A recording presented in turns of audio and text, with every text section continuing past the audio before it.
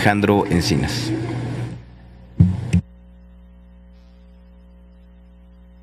Gracias y qué bueno que abriste en el acuerdo.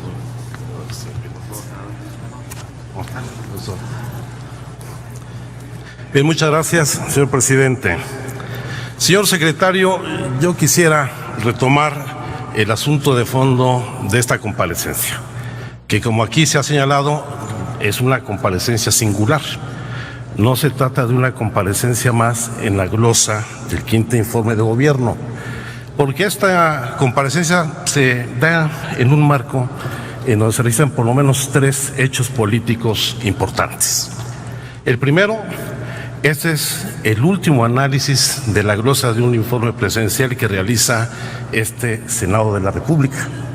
Ya la siguiente glosa la hará otra legislatura, cuando el gobierno actual ya haya quedado en el pasado y solo sea una mala negra política más.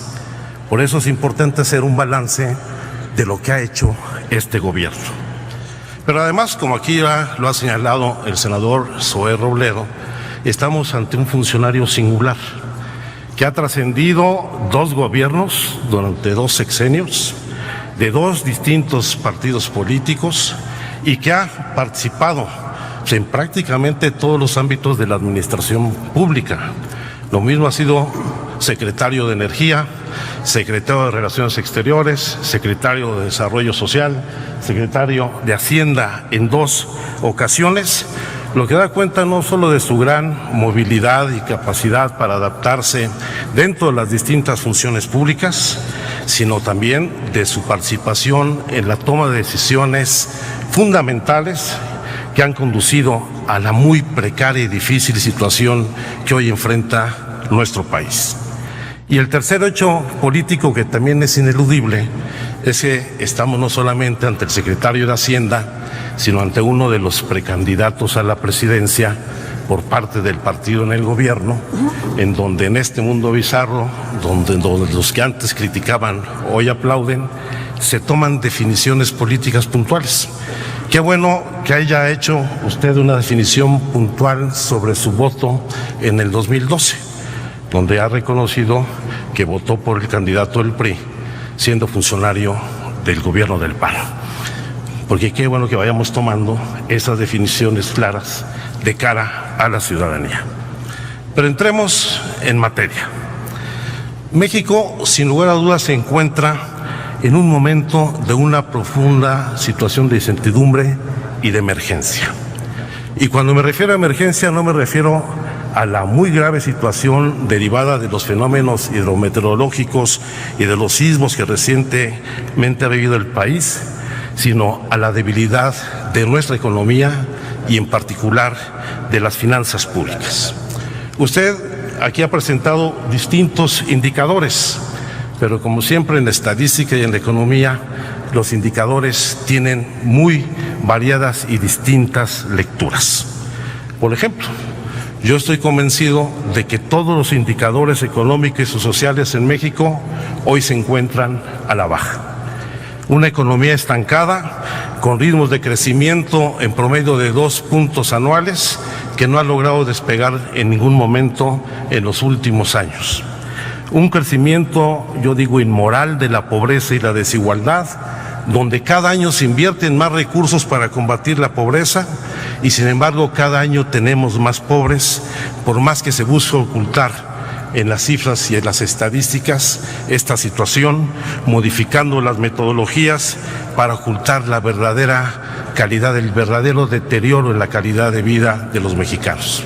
Se han sofisticado tanto las metodologías de análisis que somos un país donde tenemos ya la carrera de pobretólogos, que ya clasifican la pobreza en pobreza extrema, alimentaria, patrimonial, con tal de ocultar la verdadera gravedad de la desigualdad social y la concentración del ingreso en un país donde la tercera parte del ingreso nacional lo concentra el 1% de la población con mayores ingresos en el país, cuando más del 56% de los mexicanos no tienen los recursos suficientes para subsistir con dignidad. Y creo que la realidad, por más que se quiera ocultar, ha sido muy dura y ha derrumbado los mitos, las ilusiones y las ofertas que el gobierno que usted hoy aquí representa ofertaron con las famosas reformas estructurales. Y el Mexican Moment del inicio de este gobierno se ha convertido en una ausencia de Estado, en un Estado dedicado a los negocios, a la corrupción y particularmente se ha convertido en incertidumbre. Por ejemplo, ustedes afirmaron que con las llamadas reformas estructurales se incrementaría sustancialmente la inversión extranjera directa en nuestro país, lo que permitiría la creación de nuevos empleos y la recuperación de los salarios. Pero ya nos dijo, se han creado en este gobierno 3 millones de empleos, insuficientes para enfrentar los problemas que existen todavía de empleo en el país. Y al mismo tiempo, la inversión extranjera directa entre 2015 y 2017 cayó en 8 puntos. Mantenemos una profunda volatilidad del peso ante el dólar y donde las remesas que envían los mexicanos en el exterior, ya que suman 19,000 millones de dólares, son la principal fuente de divisas del país. Ustedes nos ofrecieron que no iba a haber endeudamiento en este país.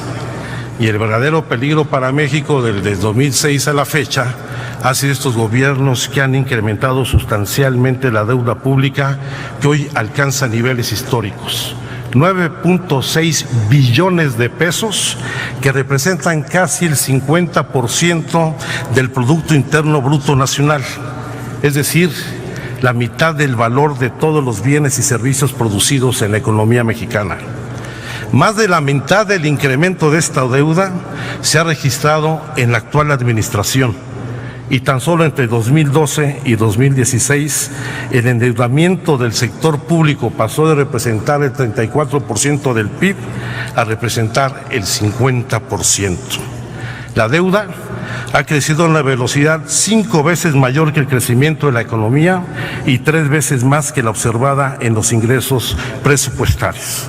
Y hoy, para el presupuesto 2018, piden una autorización para incrementar la deuda en más de 446,000 millones de pesos, 2 puntos porcentuales más del PIB, colocando a nuestra economía en una mayor vulnerabilidad.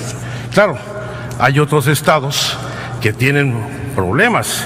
No estamos en la situación de Quintana Roo, donde su deuda representa el 233% de sus ingresos, o el caso de Chihuahua, que representa el 218%. Pero, pues lamentablemente, a este problema se suma la deuda disfrazada.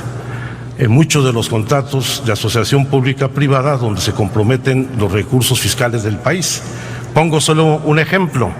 El caso del aeropuerto, el proyecto del nuevo aeropuerto internacional de la Ciudad de México, donde está comprometido para que pueda consolidarse su construcción, el TUA, la famosa tarifa por uso de aeropuerto, hasta el año 2050, lo cual implica la pérdida de ingresos fiscales.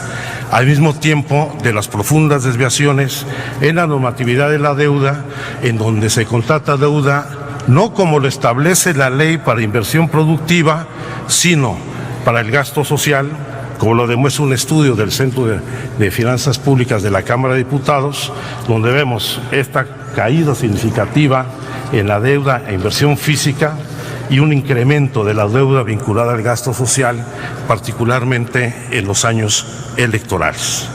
Y si a ello le sumamos los problemas de corrupción que han dañado profundamente las finanzas públicas, pues lo cierto es que no solamente se evidencia la falta de instrumentos claros para mantener el control y la fiscalización del gasto, sino también prácticas indebidas, omisiones y complicidades que han llevado a que tengamos la generación de gobernadores más corrupta en la historia reciente del país. Prueba de ello es que si tan solo 7 de los 16 gobernadores que hoy están bajo proceso reintegraran los recursos que malversaron, podríamos contar con 259,000 millones de pesos más, 29 veces más recursos de los 9,000 millones de pesos considerados para el Fondo de Desastres Naturales. Concluyo. Yo quisiera hablar después de del Fondo de Reconstrucción. Pero yo quisiera solamente hacerle una pregunta, señor secretario. ¿Acaso usted no considera que estos datos son evidencia suficiente del fracaso del modelo económico que han instrumentado a lo largo de más de 3 décadas? ¿No considera usted que debe haber un viraje de fondo para fortalecer la economía y el mercado interno nacional y recuperar las condiciones de bienestar de los mexicanos? Son momentos de cambios profundos, donde la solución, señor secretario, no son las tandas, ese instrumento de la cultura popular para enfrentar a la usura y al agio, menos cuando las remesas y las actividades informales e ilícitas sostienen, lamentablemente, a nuestra economía. Por su atención, muchas gracias. Muchas gracias, senador Encinas.